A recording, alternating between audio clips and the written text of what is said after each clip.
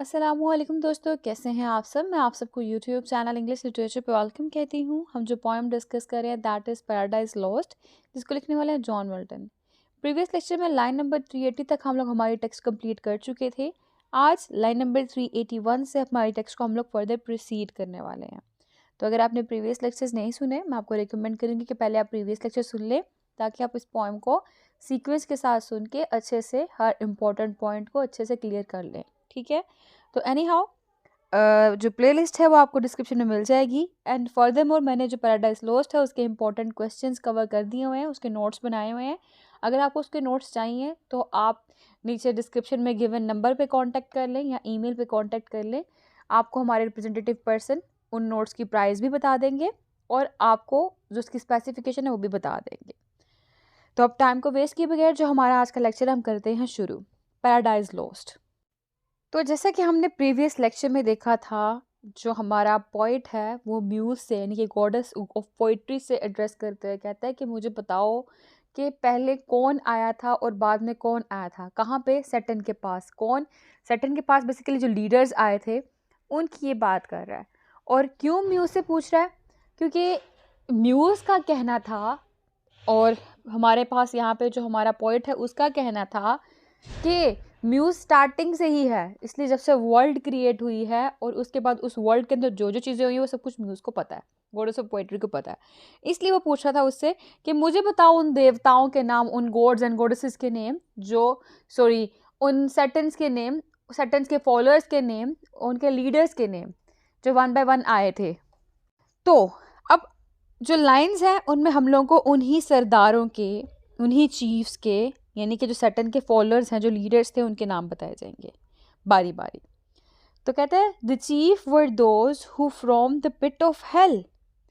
कहते हैं उनके सरदार वो थे जो जहन्नम के बॉटम से निकले थे। Pit of hell, bottom of the hell. वहां से निकलने के बाद क्या किया? Roaming to seek their prey on earth डर्स्ट फिक्स। शिकार की तलाश में ज़मीन पर इधर उधर फिरे।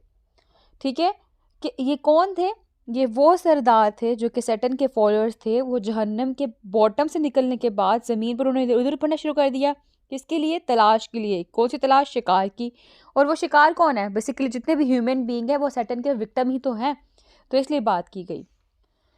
अच्छा, लिखा डर्स्ट फिक्स, जन्नत से there seats long after next the seat of God.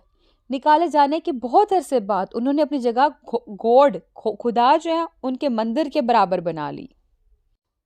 There altars by his altar gods adored. उनकी कुर्बान गाहें खुदा की कुर्बान गाह के बराबर थी बहुत से कबीलों। अच्छा, अब यहाँ पे देखे बोला है ना, यहाँ पे अल्टर्स, अल्टर कहते हैं कुर्बान गाह, जहाँ पे सेक्रीफाइस किया जाता है। तो यहाँ पे कहा गया कि उनकी जो सेक्रीफाइस की प्लेस थी वो गॉड के सेक्रीफाइस के इक्विवेलेंट थी, यानी कि शिर्क की बात की जा रही है यहाँ पे। ठीक है, कि वो जो सैटर्न के फॉलोअर्स थे, जो लीडर्स थे सैटर्न के अंदर, उसके मानने वाले, शैतान के पैरोकार जिसे कहते हैं, उन्होंने ये किया जी, उन्होंने अपने आप को लोगों के दरमियान में गॉड के इक्वल रैंक पे मशहूर, पॉपुलर करवा दिया। तो यहाँ पे कहा गया जी, among the nations around and durst abide. Nations around यानी कि जो कबीले होते हैं, कहते बहुत से कबीलों में देवताओं की मानद पूजे जाते हैं। ठीक है, पूजा मतलब इनकी इबादत किए जाना। ठीक है, तो कहते हैं यहाँ पे बहुत से ऐसे कबीले हैं जहाँ पे ये जो सैटर्न के इक्वल रैंक रखने वाले, सैटर्न के जो फॉलोअर्स हैं, जो खुद को गॉड के इक्वल मानते हैं, उनको बहुत जगहों पर देवताओं की तरह पूजा जाता है। फिर है एंड डर्स्ट अबेड, यहाँ तक के जेहोवा थंडरिंग आउट ऑफ सिय्योन। कहते हैं जेहोवा जो कि सिय्योन से गरजता है।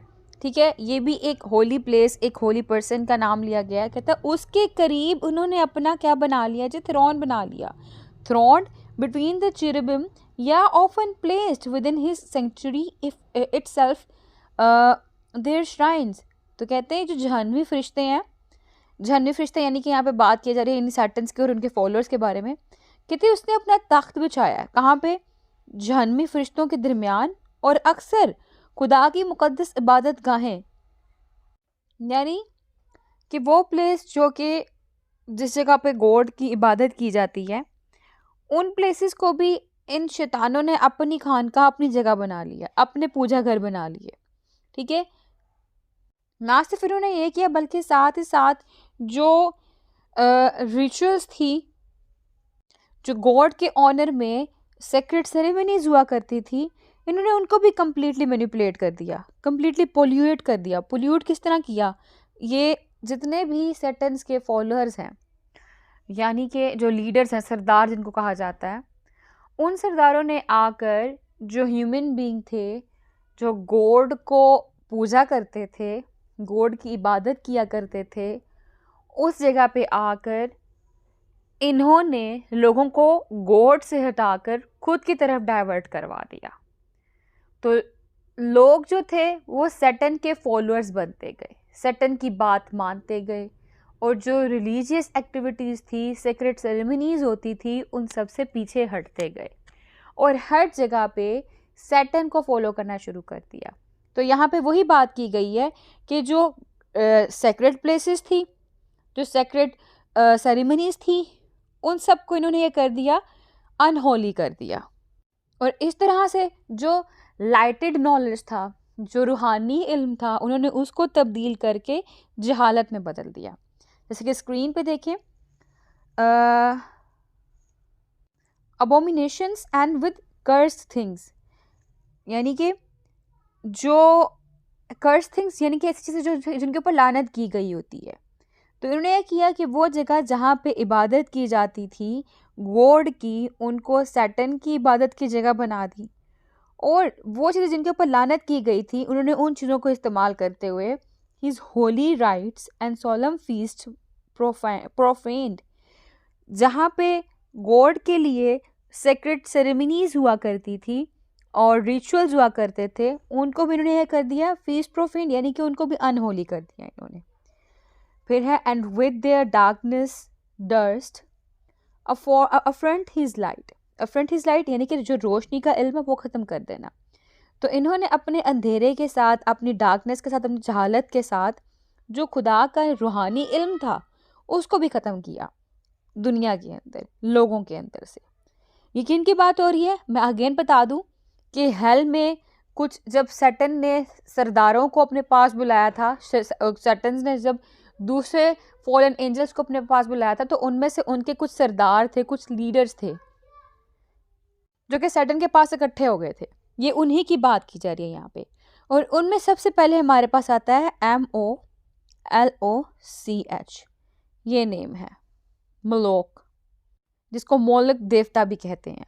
ठीक है, तो कहते हैं first Moloch horrid king besmeared with blood, कहते सबसे पहले मोलक देवता आया जालिम बादशाह बनकर, of human sacrifice and parents tear, कहते जिसका दामन, जिसने मतलब क्या किया, जितनी भी इंसानी कुर्बानी है, उनके खून और जितने भी पेरेंट्स हैं उनको रुला के रख दिया था, तकलीफ में डाल के रख दिया था। Though for the noise of drums and timbrels loud, तो यहाँ पे क्या कहता था वो, कहता कि ढोल और जो डफ होती है ना उसको ज़ोर ज़ोर से बजवाता, उसकी ऊंची आवाज़ें आती, और उनकी ऊंची आवाज़ों से क्या होता कि जो रोने वाला था उसकी आवाज़ न सुनाई देती थी। तो ये मलोक क्या करता था, ये बच्चों को कत्ल कर देता था, बच्चों को मारता था, बच्चों को आग में फेंक देता था। और ये जब बच्चों को आग में फेंक देता था तो उस टाइम पे ये ऊंची ऊंची ढोल बजवाता, ऊंची ऊंची डफ बजवाता, ताकि बच्चों की जो चीखें हैं वो सुनाई ना दें किसी को भी। जैसे यहाँ पे देखें, though for the noise of drums and timbrels loud, कि अगरचे ढोल और दफ की आवाज़ें बहुत ऊंची कर दी जाती थी। Their childrens cries unheard and the pass through fire, तो जो उनके बच्चे थे, ताकि उनके बच्चों की जो चीखें हैं वो ना सुनी जाए, उन्हें आग में फेंक दिया जाए। To his grim idol, grim idol मतलब इसकी पूजा करना, ठीक है, इसकी इबादत करना, इसके मानने वाले। अब इसके मानने वाले कौन थे? एमोनिटी, ठीक है, एमोनाइट भी इनको कहते हैं। ये स्क्रीन पे देख लें आप वर्ड, ठीक है, ALLONITE। कहते ये पूजा करते थे और उन्होंने कहाँ पे की थी? रब्बा नाम की एक प्लेस थी वहाँ पे। तो यहाँ पे लिखा हुआ है वर्शिप्ड इन रब्बा एंड हर वाटरी प्लेन, कहते हैं उन्होंने रब्बा के मुकाम पर इनकी पूजा की, किसकी? मलोक की। और वाटरी प्लेन, इसके पास ही एक दरियाई इलाका था। In Argob and Basan to the stream of the utmost Arnon. अब यहाँ पे प्लेसेस के नाम पता कहते हैं, आर्गोब से लेकर, आर्गोब और बसन से लेकर अरमन नाम की नदी थी, उसके आखिरी किनारे तक इस मलोक की पूजा की जाती थी। और वो मुतमईन ना था, सेटिस्फाई ना था। कौन? मलोक। क्योंकि अब उसकी इतनी ज़्यादा जगहों पे इबादत की जा रही है, वो इस चीज़ से भी सेटिस्फाई ना था। उसने यह किया, उसने फ्रॉड किया सोलोमन के साथ, और फ्रॉड करके गॉड के बिल्कुल इक्वल रैंक पे अपना एक और उसने मंदिर कंस्ट्रक्ट करवा लिया था। जैसे देखें, ऑफ एटमोस्ट अरनन, अच्छा, नॉर कंटेंट विद सच, वो इससे मुतमईन ना हुआ। Audacious neighbourhood, the wisest heart of Solomon he led by fraud to build his temple right against the temple of God. कहते हैं उसने फिर फ्रॉड किया, और फ्रॉड करने के बाद क्या किया उसने? सोलोमन के साथ फ्रॉड करके अपनी अय्यारी के साथ, अपनी मक्कारी के साथ अपना मंदिर गॉड के मंदिर के बिल्कुल मुकाबले में तमीर करवा लिया। ऑन दैट ओरोब्रियस हिल, कहाँ पे बनवाया था? उसके बिल्कुल पास एक गैर मशहूर पहाड़ था, वहां पे तमीर करवाया था। And made his grove the pleasant valley of Hinnom Tophet thence and black Gehenna called the type of hell. कहता और उस पहाड़ के नीचे दरख्तों के झुंड में एक खूबसूरत वादी थी। वादी का नाम क्या है? टॉफिट। ठीक है, टॉफिट नाम की वादी थी जो बाद में गहना के नाम से मशहूर हुई। ये जहन्नुम की ही किस्म थी। नेक्स्ट, कैमस। अब पहले भी बता दिया इन्होंने हम लोगों को जी, मलोक नाम का सरदार था। अब दूसरा कौन है? कैमस है। मलोक के फॉलोअर थे एमोनाइट नाम के प्लेस के रहने वाले, ठीक है, उसके मानने वाले। और कैमस के मानने वाले हैं जी मोबिटीज, ठीक है, MOABITES, ये इसके फॉलोअर हैं, कहलाते। कहते हैं जी next Chemos the obscene dread of Moab sons. कहते हैं इसके बाद जो था मोलक के बाद कैमस के देवता आया जो कि मोबिटीज के लिए खौफ की इलामत बन गया। From Aroer to Nebo and the wild of the southmost Abarim. कहते हैं अब यहाँ पे बताया गया कि अरोर से नेबो तक और इबारिम के मगरबी इलाकों के जंगली कबाइल भी इसकी पूजा करते थे। अब इसको यहाँ पे मानने वाले बताया गया कहाँ कहाँ के रहने वाले थे।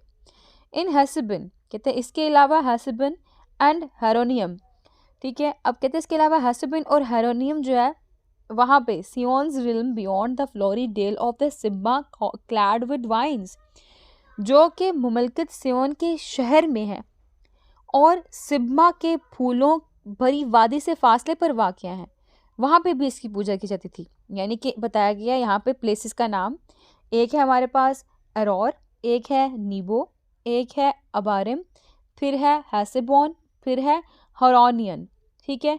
इनके बारे में बात की गई है कि ये डिफरेंट प्लेसेस हैं, और इनमें से हेसेबन और हेरोनियन जो है वो सियोन के शहर हैं। इसके बाद सिब्बा, ये जगह हैं। कहते इन सब जगहों में ना इसकी यानी कि केमोस की पूजा की जाती थी, इसके मानने वाले थे, इसके फॉलोअर्स थे। एंड इलेल टू द एस्फेल्टिक पूल, कहते जो इसके पुजारी थे वो कहाँ से? इलेल से लेकर काले समंदर तक फैले हुए थे। एस्फेल्टिक पूल यानी कि काला समंदर, कहते यहाँ तक फैले हुए थे। और कहते हैं फिर केमिस्ट जो है उसका एक और नाम है विच इज़ PEOR, ठीक है, पीयर इसका एक और नाम है। अभी फ़िलहाल हमारी लाइन नंबर 4 11 तक टेक्स्ट हो गई है। हम यहाँ पे हमारा लेक्चर जो है वो एंड करते हैं। नेक्स्ट लेक्चर में हम लोग लाइन नंबर 4 12 से अपनी पोएम को फर्दर प्रोसीड करेंगे। तो आई होप कि आपको आज का लेक्चर क्लियर हो चुका होगा, जिसके अंदर हम लोगों ने 2 सरदारों के नाम पढ़े, और दोनों सरदार कौन थे? सैटर्न के मानने वाले थे। इनमें एक का नाम मलोक का था और दूसरे का नाम था केमस, और जो मलोक थे उसके मानने वाले एमोनाइट्स कहलाते थे, और जो केमस थे उसके मानने वाले मेबॉइट्स कहलाते थे। और केमस का एक और नाम है which is PEOR। That's it, ठीक है। तो आई होप कि आपको आज का लेक्चर क्लियर हो चुका होगा। वीडियो पसंद है, वीडियो को लाइक भी करिएगा, हमारे चैनल को सब्सक्राइब करना मत भूलिएगा। दुआ में खास याद रखिएगा। Stay tuned with us, take care.